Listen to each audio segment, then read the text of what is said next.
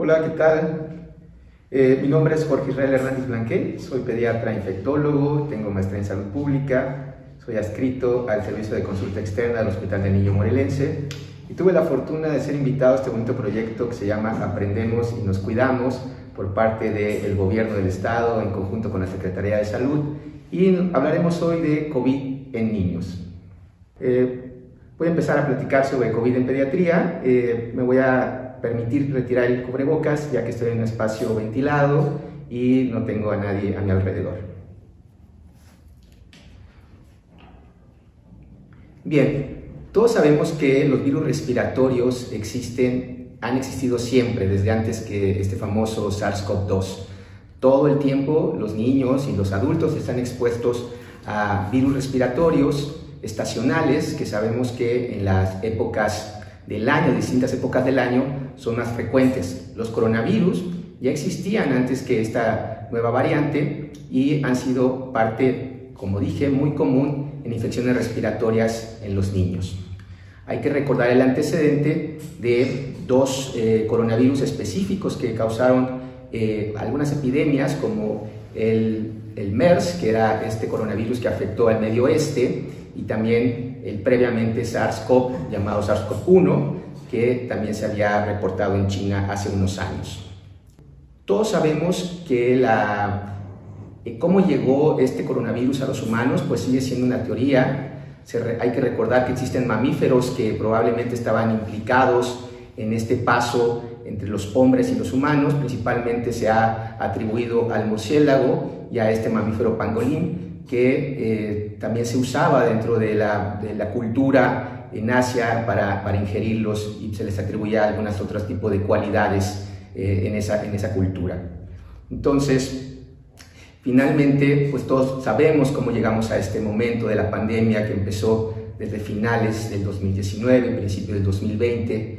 Y respecto a los niños, estos antecedentes que ya mencioné de los coronavirus, pues habitualmente pueden afectar como el 13% de los niños, pero habitualmente este 13% son asintomáticos, el 19% sí pueden tener algún tipo de sintomatología respiratoria benigna, no pasa mayores. Respecto al primer SARS-CoV-2, que por sus siglas quiere decir un síndrome respiratorio agudo severo, la tasa de afección en niños más o menos es 2% asintomático, y la tasa de letalidad de este antecedente que llegó en 2002 en China, pues era prácticamente 0%, así se reportó. Respecto a otro coronavirus como el MERS, el síndrome respiratorio del Medio Oeste, que se reportó por ahí de 2012 en Arabia Saudita, pues los niños también se fueron afectados un poquito más, hasta un 91%, y esto sí provocaba fiebre en la mayoría de los niños, hasta 100%, y la fatalidad se reportó hasta 6%. ¿Qué sabemos de SARS-CoV-2 a esta altura? Los reportes iniciales decían una tasa de letalidad de 0%, lo cual ha cambiado y no es así. Cada vez vemos más incremento en la afección de los niños, y se han reportado 10% en promedio de niños asintomáticos.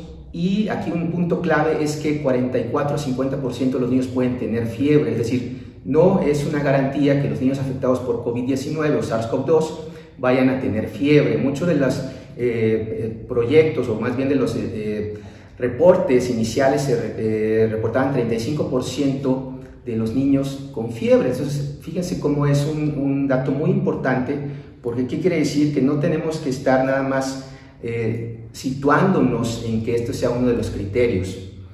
Más adelante vamos a hablar con profundidad al respecto. ¿Por qué el COVID afecta de diferente forma a los niños? Pues hasta la fecha siguen siendo teorías. Sabemos, una de las teorías es que estos receptores que usan y que están en diferentes órganos, como es la enzima convertidora de angiotensina, en los niños pareciera que esta unión al virus es un poco inmadura, y eso les favorece a que no se vean tan afectados de una manera tan abrumadora como los adultos. Otra de las teorías es que finalmente los niños están expuestos todo el tiempo a virus respiratorios, y hay una competencia por el sustrato, es decir, este virus SARS-CoV-2 tiene que competir con otros virus respiratorios para poder entrar en un hospedero. Como dije, hasta la fecha solo son teorías, y lo importante es también resaltar que esto ha cambiado. Las primeras cepas o más bien llamadas, mal llamadas cepas, sino variantes. Las primeras variantes sí efectivamente tenían menos afección en niños, pero ahora a finales del año pasado y a principios de hemos visto esta variante inglesa que ahora se ha denominado por la OMS ya alfa, y la que tenemos actualmente que predomina en todo el mundo, esta famosa variante delta, la cual sí ha demostrado mayor contagiosidad. Antes, uno de los criterios para saber qué tanto era tu riesgo de contacto era que si tú estuvieras con un caso positivo en una sala cerrada, sin ventilación, y hubieras convivido con esa persona 15 minutos y principalmente hubieras estado expuesto a menos de 2 metros, ya te considerabas como de alto riesgo. Esto, ¿por qué es importante mencionarlo? Porque ante esta nueva variante Delta ha cambiado. Ahora se estima que son segundos el tiempo que le lleva al virus prácticamente de saltar de hospedero en hospedero a través de estas micropartículas que se llaman aerosoles, y se necesitan centímetros. Se ha estimado que hasta 60 centímetros es lo necesario para que esta variante Delta se transmita de una persona a persona. Entonces, más contagiosa, y también se ha demostrado que es más virulenta, es decir, afecta mucho más que las variantes anteriores. ¿Qué también son las peculiaridades que tenemos que reconocer en los niños? Bueno, pues los niños, en cuanto a las medidas de precaución, pues difícilmente un niño pequeño entenderá el contexto de lo que estamos viviendo, pero lo que sí es una muy buena experiencia es ver que los niños ya donde quiera le piden el alcohol gel. Los niños están como un poquito más entrenados en esto del autocuidado. Respecto al uso de mascarillas, pues lo ideal es que o mascarillas o cubrebocas se apliquen o se pongan en los niños mayores de 2 años. Esto porque los niños menores de 2 años pues difícilmente van a tener como control sobre su respiración consciente, se la van a estar moviendo y puede ser hasta cierto punto contraproducente, pero aquellos mayores de 2 años sí deben usarla como cualquier otra persona. Recordar que las mascarillas pues deben ser adecuadas para un niño porque pues no le debe quedar grande, debe de hacer un ajuste adecuado.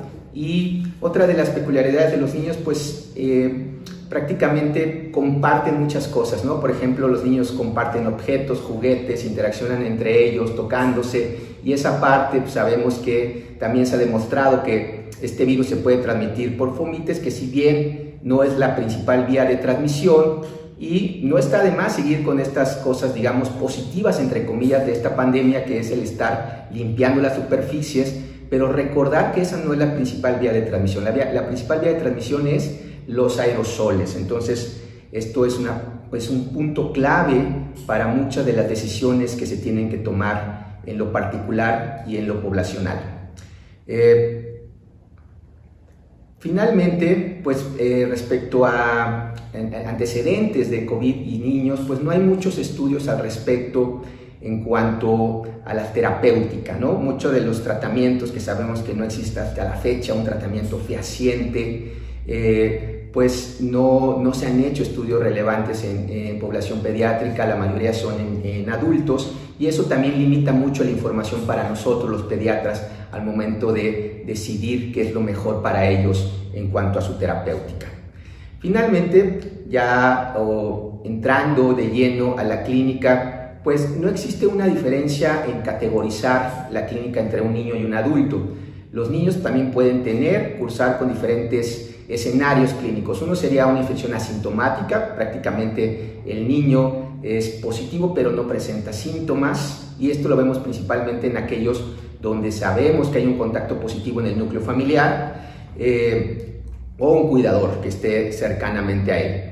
El escenario leve, pues aquel niño que va a presentar pues síntomas respiratorios, como son, todos conocemos, tos que puede ser seca, rinorrea hialina, puede tener fiebre que habitualmente no es de alto grado, y esto es muy importante saberlo porque se diferencia de otras infecciones que estamos viviendo simultáneamente, como por ejemplo dengue. El dengue sabemos que es una enfermedad con una etapa febril alta de 40 grados, no así COVID, que puede tener fiebre de 38, 38,5, difícilmente vemos que se reporten picos febriles altos. Otra de las características clínicas es el dolor de garganta, el estornudo, y puede haber también síntomas y signos gastrointestinales como dolor abdominal, náusea, vómito. Más adelante hablaremos de la relevancia de esto en un apartado que se llama síndrome inflamatorio multisistémico.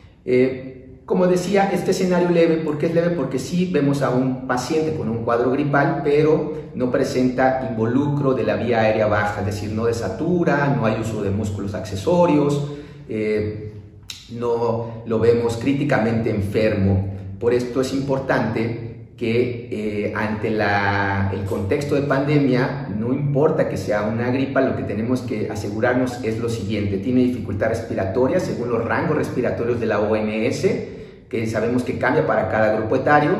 Desatura es una obligación, yo creo que ya todos tenemos un oxímetro en nuestras casas, y principalmente el médico debe tener uno a la mano para ver cuál sería el valor corte de la saturación. Digamos que de 92 para abajo algo no está bien.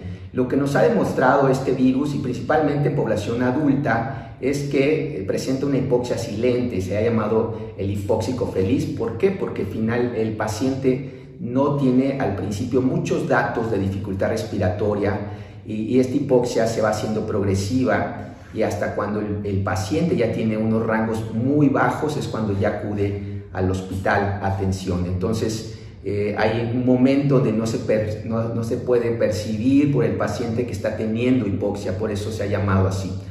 Y bueno, esto es lo importante, que deben acudir a su atención, a su centro de salud, a cualquier escenario. Estamos hablando del escenario leve, para que el médico obviamente decida con los criterios que ya hemos hablado si vale la pena referirlo a segundo o tercer nivel. El siguiente escenario es el moderado. Aquí ya vemos que el paciente con los síntomas que ya mencioné se pueden agregar y algún cierto grado de involucro respiratorio, es decir, que puede empezar con una neumonía incipiente, ya puede haber más polimnea según los rangos de frecuencia respiratoria de la OMS, y ya la saturación no va a estar arriba de 92, puede que esté en 90, 92, y entonces sí estos escenarios vale la pena obviamente referirlos al hospital para que sean evaluados por pediatría y decidan si el paciente requiere la estancia hospitalaria o no. El escenario moderado muchas veces no es sine qua non, es decir, no quiere decir que obligatoriamente se debe quedar en un hospital, porque depende mucho de muchos factores. ¿Cuáles son los factores que evaluamos? Al igual que los adultos, pues si hay comorbilidades. Los niños que sabemos que comparten ciertas comorbilidades como los adultos, como la obesidad principalmente. Sin embargo, no olvidar que pacientes con neumopatías crónicas, pacientes que fueron prematuros, que tuvieron que desarrollar una broncodisplasia pulmonar, pacientes con asma grave o no controlado, pacientes con cardiopatías, no se diga de pacientes oncológicos, pacientes con diabetes descontrolada, pacientes que tengan que estar tomando medicamentos que disminuye el sistema inmunológico, como los oncológicos, como los pacientes que tienen VIH-Sida, como los pacientes que tienen enfermedades reumatológicas, que usan esteroides o inmunomoduladores. Todos estos escenarios especiales los tenemos en cuenta al momento de evaluar si el paciente necesita quedarse en un hospital o no. Y finalmente el escenario grave, pues su nombre lo dice, es un paciente que va a lucir mal, que sabemos que tiene ya un franco compromiso respiratorio, que tiene una hipoxia marcada, es decir, su saturación de oxígeno está por abajo de 90 y que necesita el apoyo de oxígeno suplementario. Podemos ver ya signos como cianosis peribucal, podemos ver que el paciente prácticamente en poco tiempo se cansará de respirar y entrará a un fracaso respiratorio, y que este fracaso respiratorio también puede llevar a falla en otros sistemas y órganos, que lo que puede llevar a una disfunción orgánica múltiple. Y el paciente críticamente enfermo es aquel paciente que puede que haya iniciado con un problema respiratorio y, como dije, ya pasó a un escenario donde están disfuncionando varios órganos, hay una falla multisistémica por este síndrome de dificultad respiratoria aguda, y que puede verse afectado en diferentes órganos, principalmente el corazón, el riñón, y el sistema hematológico, porque pueden tener coagulopatía, falla renal, y esto obviamente nos pone en riesgo de muerte. ¿Qué escenarios tendríamos que estar muy atentos? Obviamente todos, pero digamos que yo que provengo de un hospital de tercer nivel, obviamente los escenarios graves y críticos es donde los niños deben estar evaluados por un hospital de alta especialidad, donde tenemos todas las especialistas, como un terapista, como un inmunólogo, como un neumólogo, como un reumatólogo, como su servidor, un infectólogo. Respecto a los estudios que ustedes pueden pedir en esta patología que ha puesto de cabeza al mundo, pues, ¿qué es lo más útil? Porque de repente vemos que se piden muchos estudios y la verdad es que hay un viejo aforismo que menos es más, ¿no? Entonces, una biometría hemática completa pues nos va a servir obviamente para ver cambios hematológicos. Habitualmente podemos observar que existe leucopenia o linfopenia en estos escenarios y que esta linfopenia puede ser progresiva en los escenarios graves. Los reactantes de fase aguda pueden o no estar alterados en los escenarios leves, asintomáticos o moderados. La verdad es que estos reactantes de fase aguda, como la proteína C reactiva, la velocidad de sedimentación globular o la procalcitonina, son más útiles en un escenario grave o en un escenario críticamente enfermo, es decir, aquellos pacientes que van a requerir probablemente una terapia intensiva. Una RX tele de tórax, pues sabemos que nos va a ser útil para observar patrones patológicos a nivel pulmonar. Sin embargo, también hay que recordar que esto no siempre hay una congruencia clínico-radiológica. Por eso, lo ideal es que, igual que los escenarios moderados para arriba, y que tengan principalmente compromiso ya pulmonar de un grado de saturación, lo ideal sería una tomografía pulmonar, ¿sí? Para observar aquellas lesiones que se han vuelto muy características. Y sí me interesa mucho resaltar algo, que este famoso patrón de vidrio esmerilado, vidrio despulido, no es exclusivo de SARS-CoV-2, ¿no? Nosotros como infectólogos sabemos, y es importante que la población en general sepa respecto a médicos, que este patrón lo vemos también en pacientes que tengan cualquier infección viral, nos puede dar este patrón característico, y también bacterias atípicas como Mycoplasma pneumoniae es una de las que nos puede presentar este patrón. Entonces, esto es diferente a la población adulta, porque sabemos que incluso ya hay unos cuadros que nos estiman el daño pulmonar para ver, dependiendo obviamente de la tomografía, qué tanto daño pulmonar tiene este paciente, y sirven incluso como escalas pronósticas, pero repito, en pediatría esto no ha sido así. También recordar que nosotros como hospital de tercer nivel pues vemos frecuentemente pacientes oncológicos, y que los pacientes oncológicos también pueden presentar por su mismo inmunocompromiso diferentes patrones, incluyendo obviamente vidrio despulido, y ya dependerá del infectólogo y junto con las pruebas complementarias discernir si realmente esto es asociado a una infección por SARS-CoV-2. Una de las cosas también interesantes para mencionar es que no se deben nebulizados los niños en cuanto a la terapéutica. La terapéutica en los escenarios asintomáticos leves no hay que dar absolutamente nada, porque nada ha demostrado ninguna utilidad. Solamente el tratamiento sintomático, como el uso de paracetamol, es lo recomendado por diferentes organizaciones como la Organización Mundial de la Salud, la CDC, porque hay muchos estudios al respecto, y ustedes lo pueden recordar al principio de la pandemia, cómo se escasearon muchos medicamentos que repercutieron en otros pacientes que sí los utilizaban de forma rutinaria. Por poner un ejemplo, la hidroxicloroquina, la dexametasona, y que se usaron de forma indiscriminada e incorrecta. Entonces, en escenarios leves y asintomáticos no hay que dar nada. En escenarios moderados, graves o críticamente enfermos, pues eso dependerá de la evaluación del médico.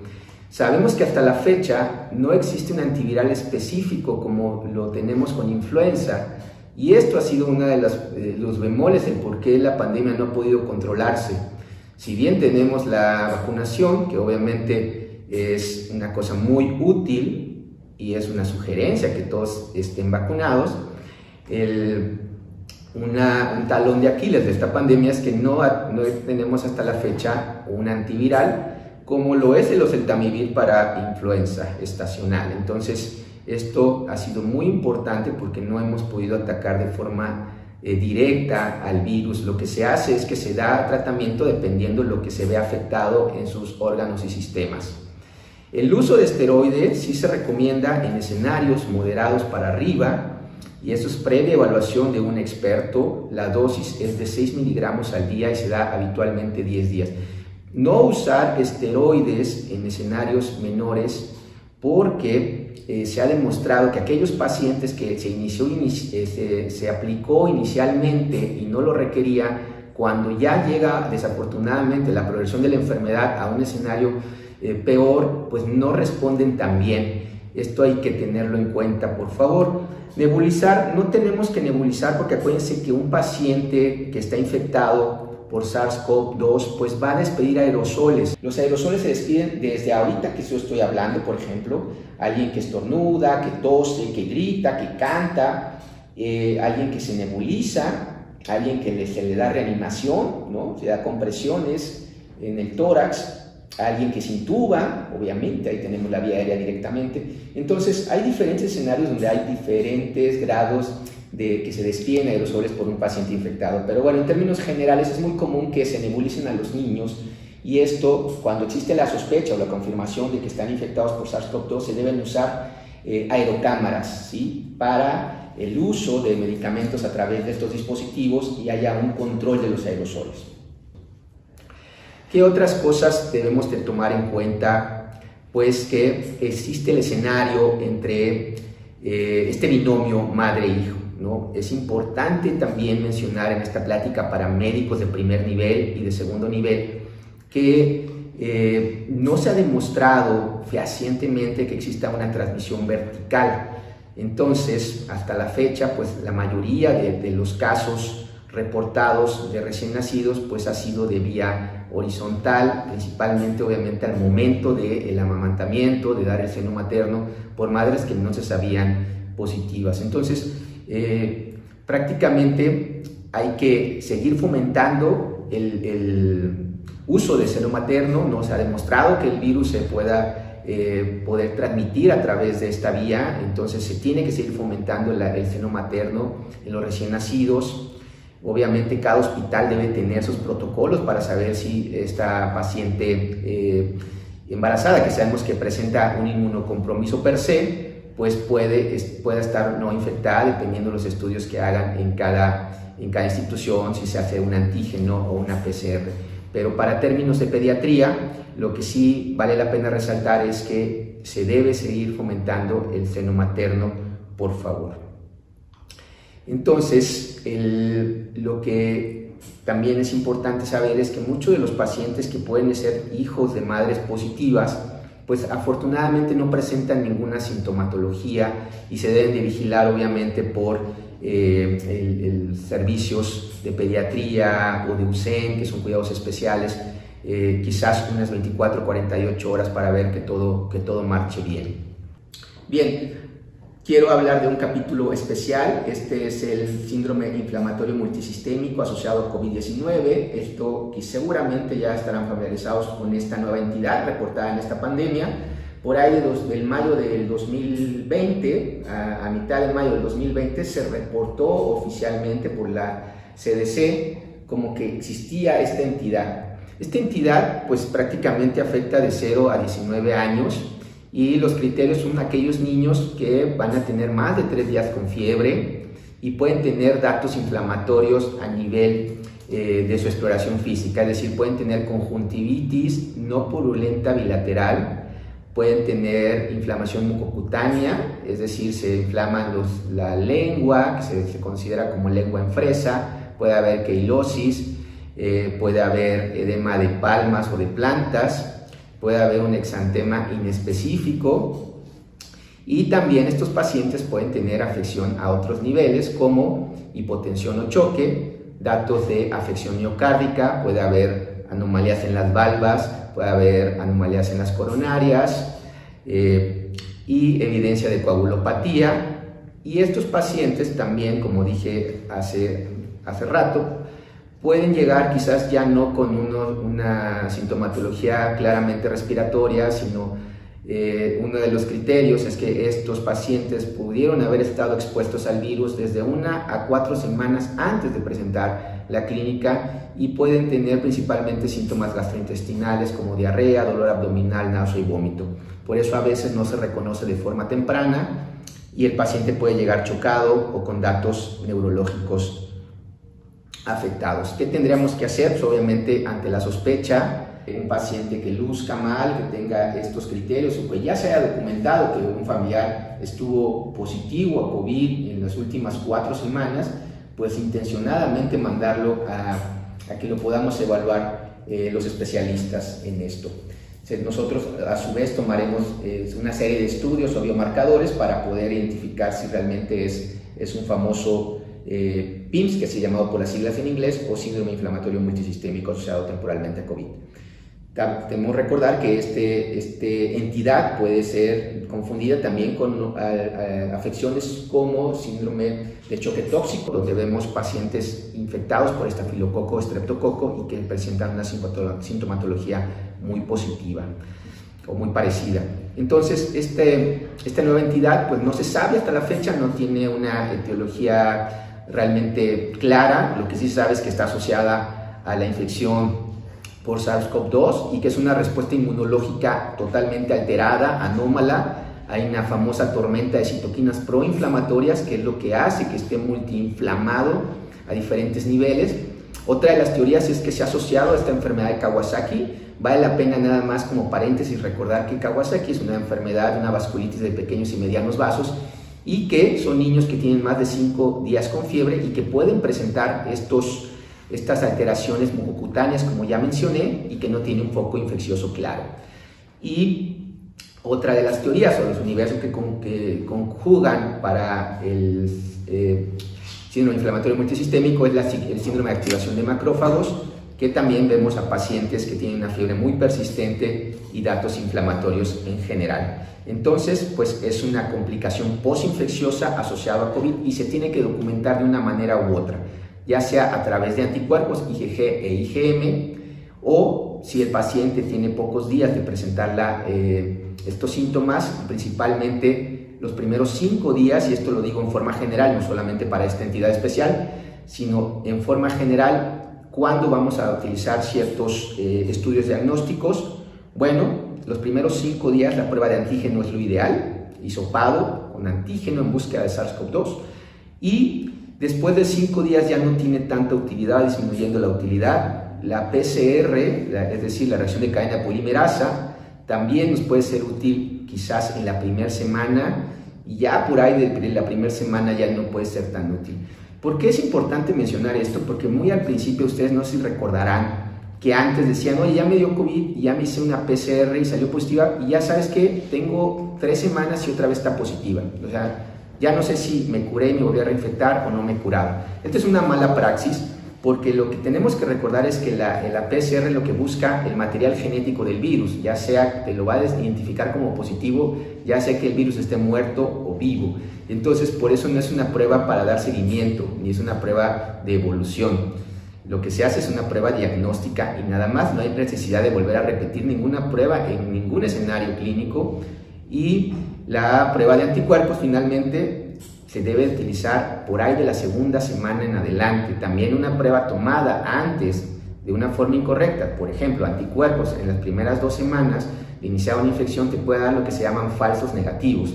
Y puedes decir, no tuve nada, pero en realidad no es así porque no ha tenido el cuerpo el tiempo suficiente para montar estos anticuerpos. Entonces, hablando de ya regresando al síndrome inflamatorio multisistémico, esto es importante para poder establecer, ya documentar que sí hubo contacto con SARS-CoV-2 y todos los criterios que ya mencioné.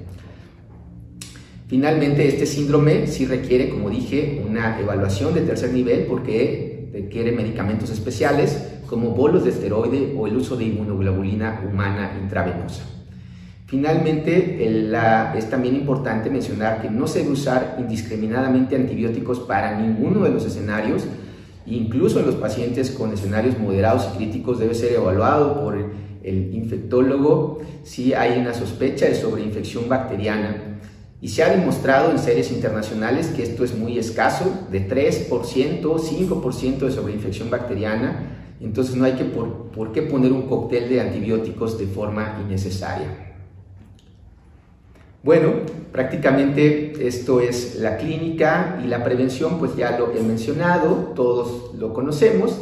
La distancia, principalmente más de 2 metros, el lavado frecuente de manos, el uso de alcohol gel de forma rutinaria, el uso de mascarillas, preferentemente ya incluso muchos países recomiendan doble mascarilla. Si pueden triple capa sería ideal. Pueden hacer combinación de la primera que se ponga en triple capa y arriba puede ser de tela, aunque lo ideal serían doble, triple capa. Con estas variantes mucho más contagiosas como la Delta es lo que se ha recomendado. Seguir fomentando obviamente la vacunación en todos los grupos etarios, y el estar muy atentos a cualquiera de los signos y síntomas que acabo de mencionar, no irnos con la finta de que coronavirus solo produce síntomas respiratorios y pulmonares, sino que ya hablamos, ya platicamos que puede haber otros síntomas extrapulmonares. Por mi parte es todo, espero que sea de utilidad esta información. Muchas gracias. Morelos, anfitrión del mundo.